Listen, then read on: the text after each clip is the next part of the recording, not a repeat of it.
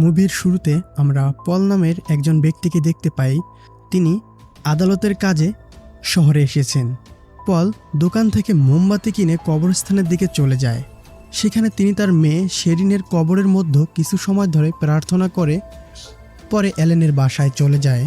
Allen এই শহরেই থাকে। অ্যালেন হচ্ছে শেরিনের স্বামী। অ্যালেনের বাড়িতে যাওয়ার পরে স্নেহা নামের একজন মেয়ে দরজা খোলে, আর তিনি তখন প্রেগনেন্ট ছিল। বলে রাখা ভালো, স্নেহা হচ্ছে অ্যালেনের দ্বিতীয় স্ত্রী। শেরিনের মৃত্যুর পরে অ্যালেন স্নেহাকে বিয়ে করেছিল। শেরিন মারা যাওয়ার সময় একটি ছেলে রেখে গেছে যার নাম অরুণ, তবে সবাই আদর করে তাকে পুট্টু বলে ডাকে। পরবর্তী মুহূর্তে পুট্টু স্কুল থেকে ফিরলে পল পুট্টুর কাছে জানতে চায়, বলো তো আমি কে? তখন পুট্টু বলে, হ্যাঁ তুমি তো আমার নানা। অন্যদিকে আমরা অ্যালেনকে দেখতে পাই। অ্যালেন একটি মার্কেটিং এজেন্সিতে চাকরি করে। অ্যালেনের কাজে অসন্তুষ্ট হয়ে তার বস তাকে বকছে, কেননা অ্যালেনের আগের তুলনায় এখনের কাজের পরিমাণ অনেক কমে গেছে। সে একসময় অনেক ভালোই এমপ্লয় ছিল। শেরিনের মৃত্যুর পর থেকেই সে অনেকটা উদাসীন হয়ে পড়েছে। স্নেহা অ্যালেনকে কল করে জানায়, বাবা এসেছে, তুমি অফিস থেকে এসে বাবার সাথে দুপুরের খাবার খাবে। আমি একটু অফিসে যাচ্ছি, দেরি করো না, তাড়াতাড়ি চলে এসো। তার শ্বশুর আসার কথা শুনে অ্যালেন কিছুটা চিন্তিত লাগছিল। এদিকে নানা নাতি বিভিন্ন খেলনা নিয়ে খেলা শুরু করছিল। যদিও স্নেহা ছুটিতে আছে, তারপরও আজকে একটি ইম্পর্টেন্ট মিটিংয়ের জন্য তাকে অফিসে যেতেই হবে। স্নেহা শেরিনের বাবাকে বলে, বাবা আমি অফিসে যাচ্ছি, অ্যালেন আসলে দুপুরে একসাথে খাবেন। আজকে আবার স্নেহার জন্মদিন, তাই অ্যালেন অফিস থেকে ফেরার পথে স্নেহার জন্য কেক কিনে ফিরতেছিল। তখন সে স্নেহাকে কল করে জানতে চায়, বাবা তোমাকে জিজ্ঞেস করেছে কিছু বা জানতে চেয়েছে কিছু? তখন স্নেহা জবাব দেয়, না সেরকম কিছু জিজ্ঞেস করেনি, শুধু বলেছে আমাদের দুজনের অফিসটা এক জায়গায় যদি হতো তাহলে অনেক ভালো হতো। স্নেহার সাথে কথা শেষে অ্যালেন স্ট্রেস দূর করতে ড্রিঙ্ক করে, যদিও অ্যালেনের ড্রিঙ্ক এর কথা স্নেহা জানে না। অন্য সিনে দেখতে পাই পল পুট্টুকে জিজ্ঞেস করে, তোমার বাবা মা কি তোমাকে সবসময় এমন আদর করে? পুট্টু বলে, হ্যাঁ সবসময় এমন আদর করে, তবে আমার যদি জ্বর হয় তাহলে মা বেশি আদর করে। এর ফাঁকে পল জিজ্ঞেস করে, তোমার মায়ের কথা মনে পড়ে না? পুট্টু বলে, হ্যাঁ আমি তো আমার মাকে প্রতিদিনই দেখি। তখন পল বলে, তোমার আসল মায়ের কথা জিজ্ঞেস করছি। আর পল পুট্টুকে তার শেরিন মায়ের ফটো দেখায়। পুট্টু মাথা নাড়িয়ে হ্যাঁ সূচক জবাব দেয়। এর ফাঁকেই অ্যালেন চলে আসে। পলের মেয়ে শেরিনকে যে ট্রাক ধাক্কা দিয়েছিল, পল সেই লোকেদের বিরুদ্ধে মামলা করেছে। মূলত এই মামলার কাজেই উকিলের সাথে দেখা করতে পল এসেছে শহরে। পল অ্যালেনকে বলে, আগামীকাল কাজ শেষে সন্ধ্যায় চলে যাব। স্নেহার জন্মদিন উপলক্ষে সন্ধ্যায় তার বাবা মাও আসে। ঠিক তখনই পলের মনে পড়ে তার মেয়ের জন্মদিনও তারা সকলে কতই না আনন্দ করত। নিজের যেই হাত দিয়ে জন্মদিনের ফটো তুলে দিত, সেই হাত দিয়ে আজকেও ফটো তুলতেছে, তবে নিজের মেয়ের জায়গায় অন্য আরেকজনের মেয়ে। তারপর রাতের বেলায় পল শেরিনের ছোট বোনের সাথে কথা বলতেছিল, যে আমেরিকায় থাকে। সে অ্যালেন এবং পুট্টুর বিষয়ে জিজ্ঞেস করলে পল বলে তারা দুজনেই অনেক সুখে আছে। পুট্টুকেও স্নেহা নিজের সন্তানের মতো দেখাশোনা করছে। পরদিন সকালে সবাই নাস্তার টেবিলে একসাথে নাস্তা করতেছিল। সেই সময় অ্যাডভোকেট প্রশান্ত পলকে কল করে মামলার চার্জশিট সাথে নিয়ে যেতে বলে। তারপর পল অ্যালেনকে বলে, উকিল বলেছে যে আমাদের জায়গা থেকে আমাদেরকে অনেক শক্ত থাকতে হবে। তারপর স্নেহার বাবা বলে, আপনার কি মনে হয় এসব নিয়ে এগিয়ে কোনো লাভ হবে? অবশ্য শেরিনের সাথে যা হয়েছে এর জন্য আমরা সকলেই কষ্ট পেয়েছি। স্নেহার মা বলে, স্নেহার এই অসুস্থকালীন সময়েও অ্যালেনকে বারবার কোর্টে যাওয়া লাগতে পারে, এটা অনেকটা কষ্ট সময়ে যাবে। এরপরে স্নেহার বাবা পলকে রিকোয়েস্ট করে বলে যে এই মামলাটা এখানে বন্ধ করে দিন। তখন পল বলে, আপনি যার বিষয়ে বলতেছেন তাকে আপনারা কখনোই দেখেননি, কিন্তু সে আমার মেয়ে, আমি তার সাথে সবসময় চলেছি। পরবর্তী সিনে উকিল প্রশান্তকে নিয়ে কোর্টে যাওয়ার আগে একবার সেই ট্রাক মালিকের সাথে দেখা করতে চায়।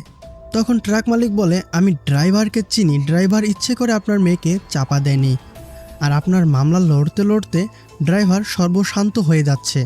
তখন পাশে থেকে ড্রাইভার বলে যে আমারও তো 3টি মেয়ে আছে, ছেলে মেয়ে হারানোর কষ্ট আমিও বুঝি, আমি এটি ইচ্ছে করে করিনি। পল বলে, ছেলে মেয়ে হারানোর কষ্ট বুঝলে কোনো সন্তান অ্যাক্সিডেন্ট করলে তাকে সেখানে ফেলে রেখে কোনো পিতা সেখান থেকে পালিয়ে যেত না, কিন্তু তুমি সেখান থেকে পালিয়ে গিয়েছো। এরপর কোর্টে যাওয়ার পথে শেরিনের অ্যাক্সিডেন্ট হওয়া সেই স্পটে পল কিছুটা সময় পার করে। পল মামলার জন্য আবার নতুন করে আপিল করে, আর কোর্টের সকল প্রয়োজনীয় কাজ শেষ করে পল আবার অ্যালেনদের বাড়িতে চলে আসে। অ্যালেনদের বাড়ি থেকে বের হয়ে যাওয়ার সময় তিনি দেয়ালে অ্যালেন ও সিনহার একসাথে ছবি দেখে এবং তার কিছু সন্দেহ মনে হয়। বাসে বসে সে চিন্তা করতে থাকে, আজ থেকে 2 বছর আগে 17 সালে হ্যাপি নিউ ইয়ারের রাতে পল অ্যালেনের সাথে ভিডিও কলে কথা বলছে। সেদিন অ্যালেনের উপর সিনহা অভিমান করেছিল।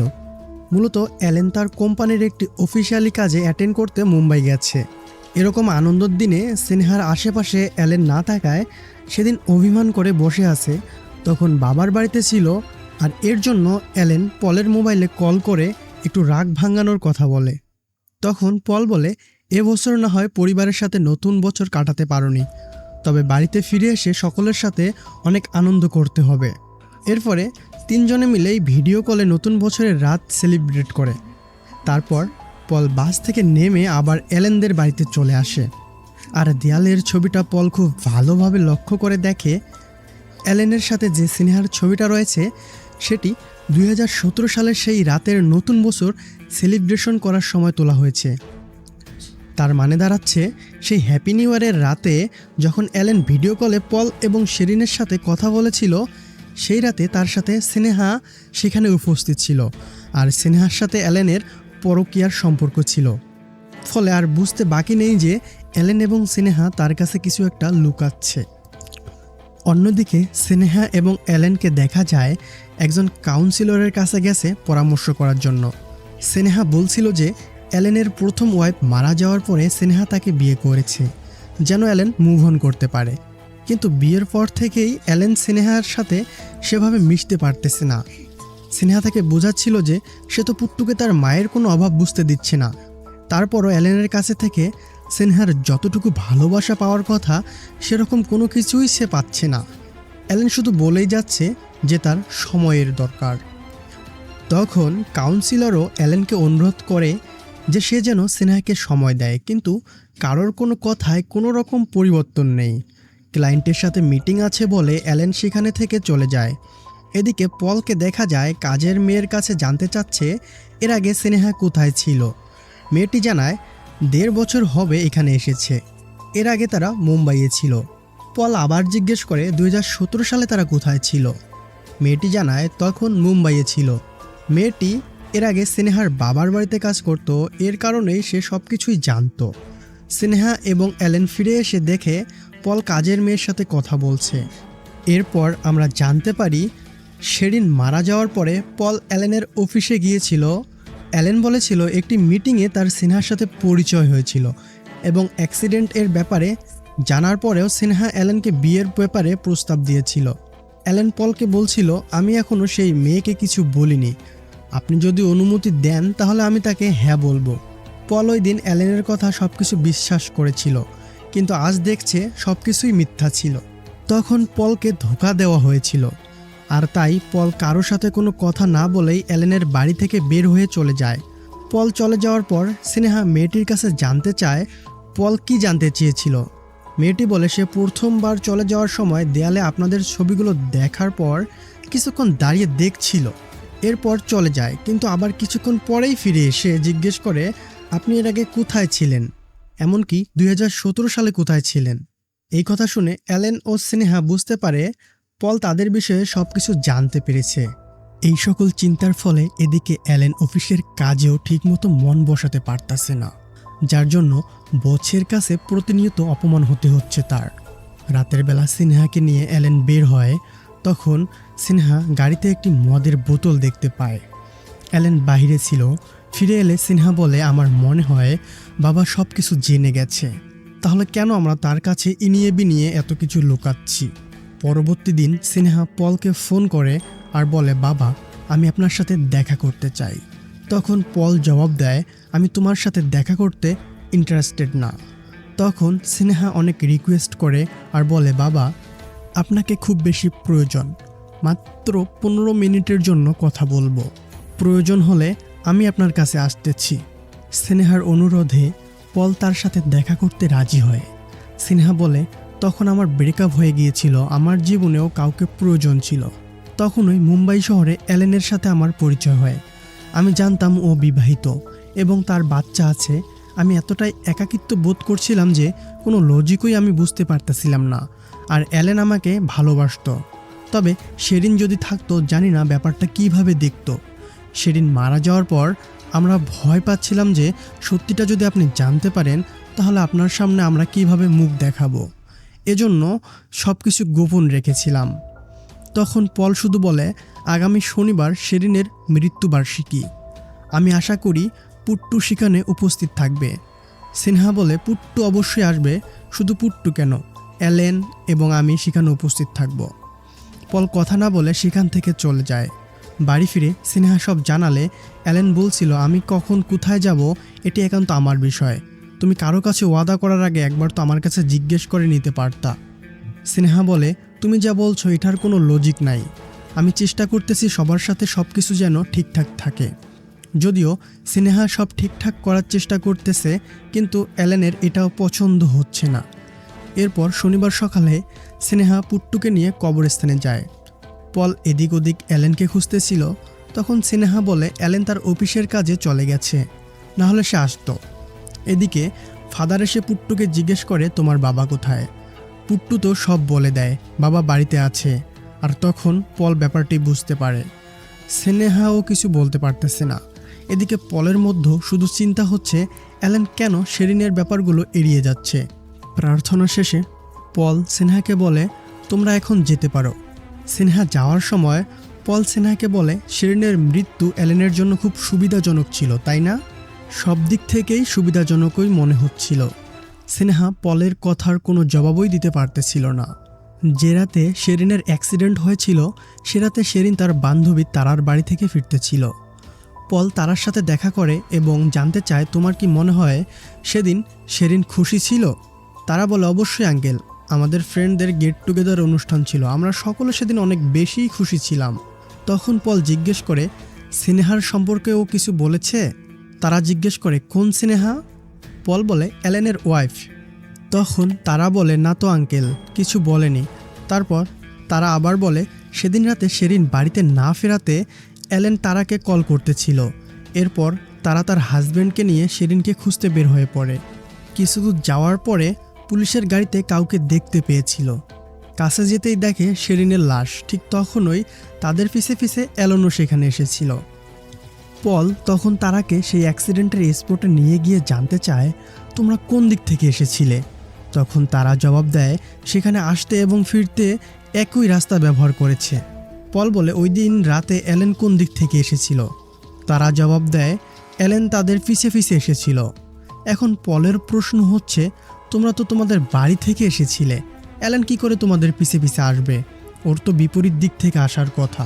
তারা বলে, হয়তো শেরিনকে খুঁজতে আমাদের বাড়িতে চলে গিয়েছিল এবং পথে মনে হয়েছিল সে শেরিনকে ক্রস করে এসেছে, তারপরে হয়তো আবার ফিরে এসেছিল। পল জানতে চায়, তোমরা কত দূর থেকে শেরিনের স্কুটারটি দেখেছিলে?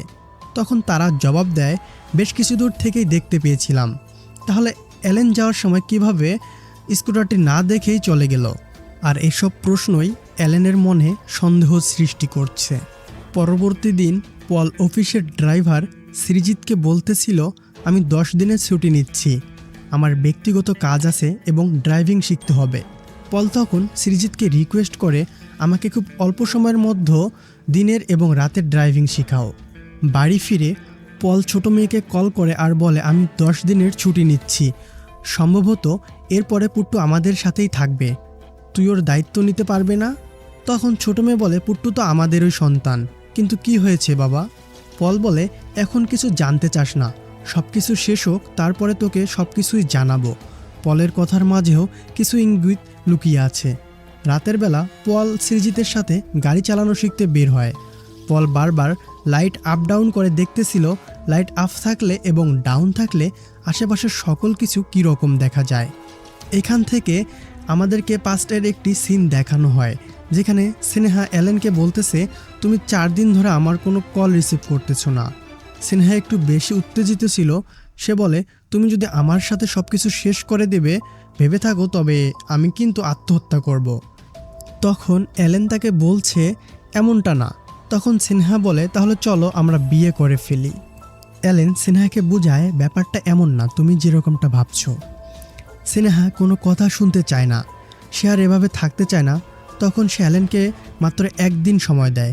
যদি একদিনের মাথায় অ্যালেন সমাধান করতে না পারে, তাহলে সিনহা শিরিনের কাছে সব কিছু বলে দেবে। তারপর বর্তমান সিনে দেখানো হয় রাতের বেলায় সিনহা সেই সকল কথা চিন্তা করতেছে আর অ্যালেনকে বলতেছে, আমি কখনোই শিরিনের মৃত্যুটাকে সুবিধাজনকভাবে দেখিনি, যেভাবে বাবা বলতেছিল। তখন সিনহা অ্যালেনের কাছে জানতে চায়, সেদিনের অ্যাক্সিডেন্টটা নর্মাল অ্যাক্সিডেন্টের মতোই ছিল তাই না? অ্যালেন বলে, এসব কি বলতেছ? সিনহা আর অ্যালেনের মধ্যে তখনও শুধু ভয় কাজ করতেছিল। পরবর্তী দিন আমরা পলকে দেখতে পাই শহরের একটি হোটেলে উঠেছে। পল হাউসকিপিংকে বলে তাকে একটি স্কুটার এবং একটি কার ভাড়া করে দিতে। কথা মতো তারা একটি স্কুটার এবং একটি কার নিয়ে শিরিনের অ্যাক্সিডেন্ট স্পটে যায়। পল ছেলেটিকে বলে, আপাতত এখান থেকে চলে যাও, আমি কল করলে পরে এসে স্কুটারটা নিয়ে যেও। পল স্কুটারটিকে সেভাবেই রাখে যেভাবে ওই রাতে সেখানে পড়েছিল। আর পল রাস্তার এদিক ওদিক ড্রাইভ করে দেখতেছিল স্কুটারটি চোখে দেখা যায় কিনা। তখন পল দেখতে পায় অনেক দূর থেকেও স্কুটারটি একদম স্পষ্ট দেখা যাচ্ছে, কারণ স্কুটারটি যেখানে পড়েছিল পাশেই রোড লাইট ছিল। যদিও শেরিন স্কুটার থেকে একটু ভিতরে পড়েছিল, শেরিনকে দেখা না গেলেও তার স্কুটারটি যে কারো চোখেই পড়ার কথা। পল তারাদের বাড়ির দিকে ড্রাইভ করে দেখে স্কুটারটির নম্বর প্লেট দেখা যাচ্ছিল। তার মানে অ্যালেন ওই রাতে কোনো কিছুই দেখেনি, এই কথাটি বিশ্বাসযোগ্য হলো না। কিছুক্ষণ পর পুলিশ অ্যালেনকে কল করে ওই অ্যাক্সিডেন্ট স্পটে ডাকে। বারবার কার নিয়ে এদিক ওদিক ঘোরার কারণে পুলিশ পলকে সন্দেহ করছে। পলের কাছে অ্যালেনের কথা জানতে পেরে পুলিশ অ্যালেনকে ডেকেছে, কারণ পুলিশ কনফার্ম হতে চায় অ্যালেনকে সত্যিই সে চেনে কিনা। পুলিশ অ্যালেনকে বলে, স্কুটার এখানে ফেলে এই লোকটি কি যেন পর্যবেক্ষণ করতেছিল এবং আমাদেরকে জানিয়েছে সে হোটেল এলিটে উঠেছে। তখন অ্যালেন পুলিশদেরকে অনুরোধ করে যে উনি আমার শ্বশুর, আমি বিষয়টি পর্যবেক্ষণ করছি, ওনাকে ছেড়ে দেন। তখন পুলিশ দুজনের আইডি কার্ডের ফটো তুলে নেয় আর তাদের ছেড়ে দেয়। যাওয়ার সময় অ্যালেন পলকে জিজ্ঞেস করে, বাবা আপনি ওখানে কি করতেছিলেন? পল বলে, তুমি ওই দিন রাতে অ্যাক্সিডেন্টের বিপরীত দিক থেকে এসেছিলে, তার মানে তুমি স্কুটারটিকে দেখেছিলে, তুমি সেখানে থেকে পার হয়ে গেছো আবার ফিরে এসেছো। অ্যালেন বলে, আমি স্কুটারটি না দেখেই সামনে চলে গিয়েছিলাম। তখন পল বলে, যে কেউই স্কুটারটি দেখার কথা, তুমি কিভাবে না দেখে এড়িয়ে গেলে? তখন অ্যালেন বলে, অনেক অন্ধকার ছিল যার কারণে হয়তো দেখতে পাই নাই। তখন পল মোবাইলে থাকা সেই স্কুটারের ফটোটি বের করে দেখায় যে এরকম অন্ধকার ছিল নিশ্চয়ই। গত 2 বছরে তুমি আমাকে মাত্র 2 থেকে 3 বার কল করেছো, এমনকি শেরিনের কবরের কাছেও একবারও যাওনি, পুট্টুকেও কখনো নিয়ে যাওনি। এগুলো থেকেই তোমার উপর আমার এত সন্দেহ আসতেছে। তুমি এগুলো ঠিক মতো করলে তোমার উপর কখনো আমার সন্দেহ আসতো না আর তোমার প্ল্যানও নষ্ট হয়ে যেত না। তখন অ্যালেন চমকে যায় আর বলে, প্ল্যান? সেটা আবার কিসের প্ল্যান? পল অ্যালেনকে বলে, যতক্ষণ আমি সেদিন রাতের সত্যিটা জানতে না পারতেছি ততক্ষণ আমি শান্তিতে ঘুমাতে পারবো না, এমনকি তোমাকেও আমি শান্তিতে থাকতে দেব না। এরপর অ্যালেন বলতে শুরু করে সেই রাতে আসলে কি হয়েছিল। শেরিন বাড়িতে না ফেরার কারণে অ্যালেন শেরিনকে বারবার কল করতেছিল, কিন্তু শেরিনের ফোন অফ ছিল। আবার অন্যদিকে সিনহা কল করতেছিল, কারণ সিনহার দেয়া একদিনের সময় শেষ হয়ে গেছে। অ্যালেন বারবার কল কেটে দিচ্ছিল। একটু দূরে যেতেই অ্যালেন দেখে শেরিন ঝোপের মধ্যে পড়ে আছে। গাড়ি থেকে নামতে যাবে তখন সিনহা আবার কল করে, আর তখন অ্যালেন চিন্তা করে এটাই তার মুখ্য সুযোগ। যদি শেরিন না থাকে তাহলে সিনহার সমস্যার সমাধান হয়ে যাবে। তাই অ্যালেন শেরিনকে রক্তাক্ত অবস্থায় ফেলে সামনের দিকে এগিয়ে যায়। অ্যালেনের মুখে এসব কথা শোনার পর পল সাথে সাথেই তার গাড়ি থেকে নেমে যায়। অ্যালেন পলকে বলে, বাবা আমি বুঝতে পারতেছিলাম না যে কি করব। তখন পল বলে, আমার মেয়ে আজ দ্বিতীয়বার মারা গেল, প্রথমবার অ্যাক্সিডেন্টে, আর এখন তোমার জন্য। তোমার পরিবার নিশ্চয়ই অপেক্ষা করছে, তুমি এখান থেকে চলে যাও। এরপরে পল পায়ে হেঁটে চলতে থাকে এবং একটি দোকানে চলে যায়। সেখানে চা নিয়ে বসে থাকে। এতক্ষণ পল নিজেকে সামলাতে পারলেও পল এখন নিজেকে সামলাতে পারতেছে না, মেয়ের জন্য ধুকে ধুকে কাঁদছে। এমনটা জানার পর একজন বাবা কতটুকুই বা নর্মাল থাকতে পারে। এদিকে সিনেহা দেখে অ্যালেন বাড়িতে ফিরে এসে সোফাতে ঘুমিয়েছিল, পাশে একটি মদের বোতল পড়েছিল। তখন স্নেহা জানতে চায় বাবা কোথায়। অ্যালেন তাকে জানায় হোটেলে উঠেছে, তার কি যেন একটা কাজ রয়েছে। স্নেহা মনে মনে সন্দেহ করতেছিল হয়তো পল এবং অ্যালেনের মধ্যে কিছু একটা হয়েছে, যেটা অ্যালেন তার কাছে এখন গোপন করছে। এদিকে পল প্রশান্তের কাছে গিয়ে বলতেছিল যদি কেউ কাউকে রাস্তায় দুর্ঘটনা অবস্থায় দেখার পরও তাকে বাঁচানোর সুযোগ থেকেও তাকে না বাঁচিয়ে এ ব্যাপারে কাউকে কিছু না জানিয়ে সেখানেই ফেলে যায়, যদি সে নিজের লাভের জন্য এই মৃত্যুর সুযোগ নেয় তবে তার জন্য কীরকম আইন আছে। প্রশান্ত জানায় যদি এর সঠিক এভিডেন্স পাওয়া যায় তাহলে এর জন্য তার 2 বছরের জেল হতে পারে। আমাদের ওই রাতের আরেকটি ঘটনা দেখানো হয় যা সম্পর্কে অ্যালেন পলকে বলতে পারেনি। অ্যালেন শেরিনকে ফেলে চলে যাচ্ছিল। অনেক দূর যাওয়ার পর অ্যালেনের বিবেক নাড়া দেয়। তার মনে হয় সে যা করছে সেটা ঠিক করতেছে না, তাই অনেক ভেবে ইউটার্ন নিয়ে শেরিনকে উদ্ধার করতে আসতেছিল।